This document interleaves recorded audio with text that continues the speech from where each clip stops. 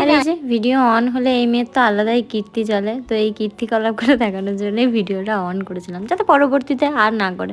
তবে এই যে মানুষের স্বভাব কোনোদিনও যায় না, কথাতেই আছে। আর এদিকে আমার সুন্দর প্রপারভাবে ভ্লগ বানানো বোধহয় আর জীবনে হবে না, কারণ আমি যখন তখন একটু একটু করে ভিডিও নিতে থাকি আর এডিট করার সময় বুঝতে পারি না কি বলবো।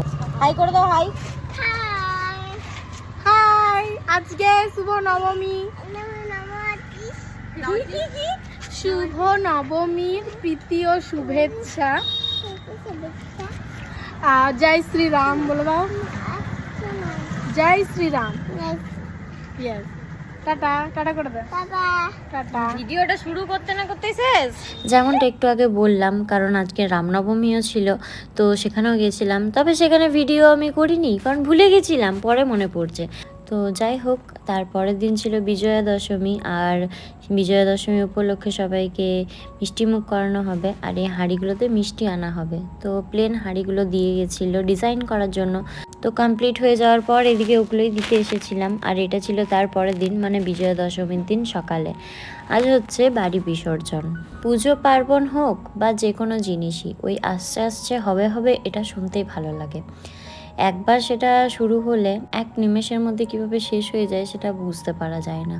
শরৎকালে যে দুর্গাপুজো হয় আর এখন বাসন্তী রূপে যে দুর্গাপুজোটা হয়, তো সেই দুটো একইভাবে হয় নাকি আমার জানা নেই। তবে দুর্গাপুজোর সময় বাড়ি আনতে যাওয়া অষ্টমীর খ্যান এই 1-2 বছরই আমি দেখেছি। তবে এই যে কুমারী পুজো, সন্ধি পুজো, আরও যে যে জিনিসগুলো হয়, তো সেইগুলো সব একসাথে তো আমার দেখা হয় না। তবে মাসির বাড়িতে বাসন্তী পুজোর সময় এলে আমি কিন্তু সব কিছুই দেখতে পারি, তো সেই আক্ষেপটাও আমার আর থাকে না যে আমি এটা দেখতে পেলাম না, ওটা দেখতে পেলাম না। তবে এবছর দোলা আনতে যাওয়া, কুমারী পুজো, তারপর ঠাকুর বিসর্জন, এই 3টে জিনিস আমি মিস করে গেছি। একটু দুঃখ হচ্ছিল।